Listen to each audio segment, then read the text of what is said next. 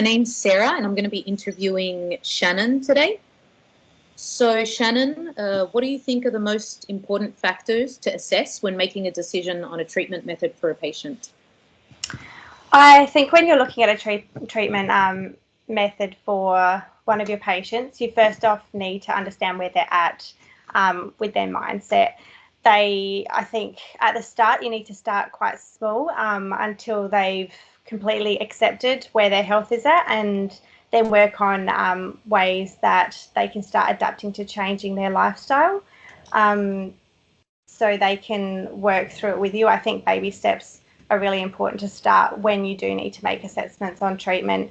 I think if you go too far and too full on too quickly and a patient's not ready, it can really impact it long term, and I don't think it would be quite beneficial for the patient. So I think starting really small with changes like maybe a new diet incorporated into their lifestyle, maybe a little bit meditation at night time, and then advance as sessions get a little bit longer and you can get to know them a little bit better.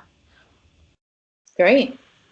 And what do you think is the most important aspect of the therapeutic relationship, and why?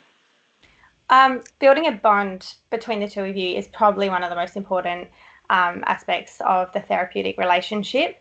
It doesn't happen straight away. So in the initial stages of your relationship, it's just getting to know each other and opening up communication. As a practitioner, I think it's essential that you sit there and you listen to them really attentively and get to know them as a person.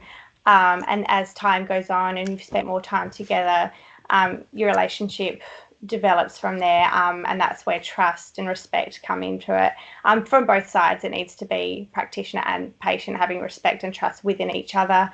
I think the therapeutic relationship also, you both need to have mutual goals for progress happening. You need to both be working towards the exact same thing, and that can only come from developing your relationship further and by communicating about what you both want out of it. Great.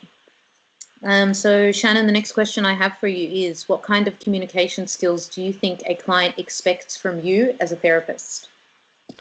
I believe as a therapist, a client would expect me to be completely professional, not overstepping any boundaries. And I think any communication that is had needs to be professional. At the end of the day, you're not their friend. Apart from the therapeutic relationship, they're paying you for a service and you need to act like a professional when you are dealing with them. Secondly, communication skills, listening is so important. You really need to sit in there and listen to the patient's needs and understand the patient as a person, and also having a bit of empathy towards them. I think when you're sitting there listening, it's so important to have non-verbal communication, which involves your hand movements and your eye contact, and you need to be approachable. They need to be able to come to you and talk to you about anything that they feel they need to. Also, a communication skill, I think that's very important, is providing feedback. I think it's important that once they have spoken to you about what they need to speak to you about, you need to give them some kind of feedback that you've sat there and you've listened and that you are on the right track about what they're here for you, what they're here to talk to you about. Great. And do you believe that there is any controversy in practicing natural health techniques? Explain your answer. I definitely think there's a lot of controversy. It's happening at the moment and it's been happening for years.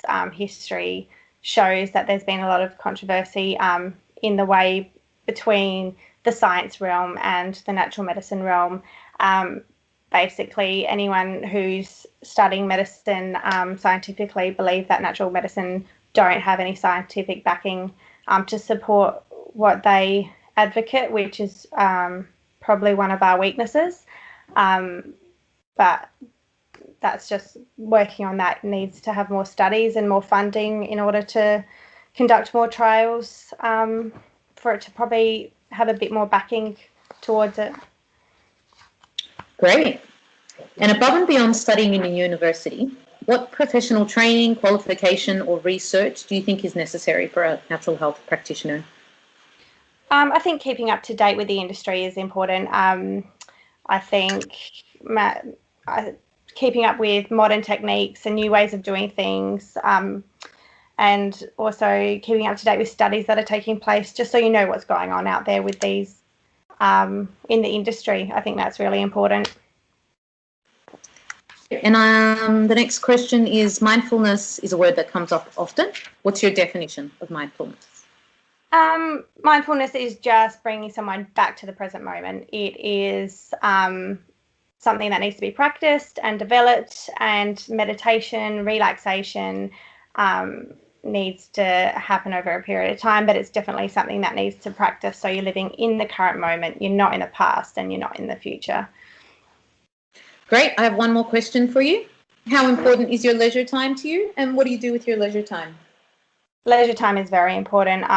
Everyone needs some time to take a break and take a step back and really spend some time by themselves, checking in with yourself, asking yourself, how are you, what's going on, if you're feeling a bit worked up or anxious, working with yourself to understand why, and really taking time to just be alone, being quiet, going for walks, exercising, spending time with friends and family, just that real relaxed mode where you don't have to work hard at just being yourself.